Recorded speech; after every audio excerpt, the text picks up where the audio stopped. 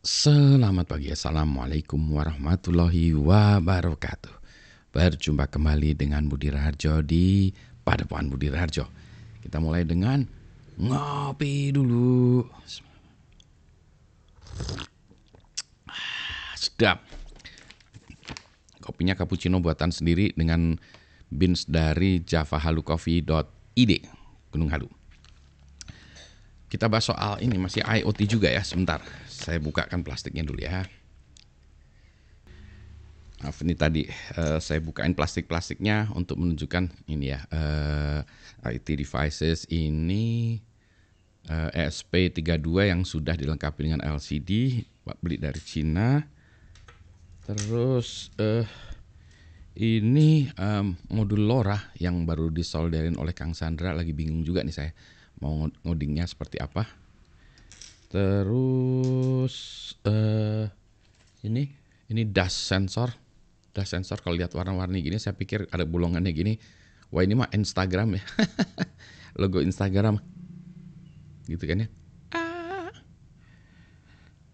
Tapi gitulah ya. Nah,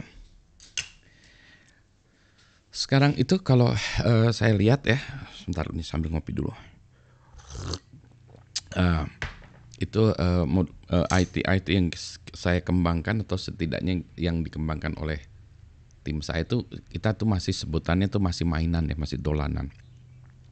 Kenapa dolanan? Ya karena maaf nih masih barusan saya bersihin dulu. Dolanan karena kita susah, harus ada sedikit orang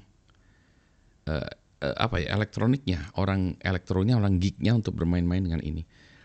Ya jadi untuk nyolder ini nancep-nancepin kabel, tancapin kabelnya ini segala macam, ini masih butuh orang hardware lah gitu ya, orang hardware, orang elektro, orang yang senang ngoprek-ngoprek hardware. Nah, jadi agak susah.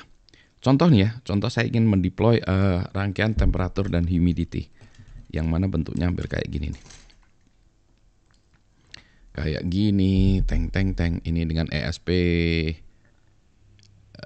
8266 juga ya, sama sensor gini. Nah, ada LCD-nya nih, tuh LCD-nya. Nah, problem yang saya hadapi adalah gini, untuk setiap sensor, jadi ini sensornya ngirim data, sudah masuk ke web, asik lah, di web udah bisa kita lihat tampilannya ya. Nanti kapan-kapan kalau udah lebih banyak lagi datanya, saya tampilkan data IoT yang sudah datanya tampil di internet ya, itunya grafiknya. Nah, yang menjadi masalah tuh bagi saya adalah gini, setiap device kayak gini itu kita beri nama. Misalnya yang ini apa ID-nya? Budi Raharjo 007 ya, BR007 misalnya. Ya. James Bond 007. Nah ini jadi saya buatkan kodingnya baik kalau di yang orang-orang senangnya dengan IDE-nya Arduino ya, Arduino IDE dijalanin pakai itu, coding udah dikasih nama di sini, boardnya adalah BR007. Dah. Kodenya udah ini, atau pakai platform IO juga bisa. Dah, di burn di sini. Kemudian kita upload. Dah. Ceng.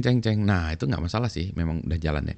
Tapi kalau ini boardnya saya deploy kasihin ke orang, nah jadi atau saya pasang di mana ya, di greenhouse gitu ya. Jadi ini namanya tetap BR007. Nah, hal yang sama tuh nanti kalau misalnya nih di kemudian hari rusak atau apa, nah gimana caranya gitu ya.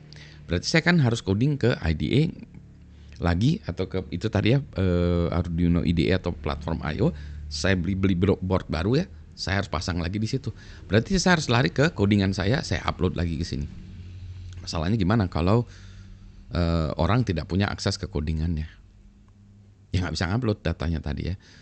Gitu. Jadi namanya tuh nanti harus kita edit di dalam kodenya, di dalam kode si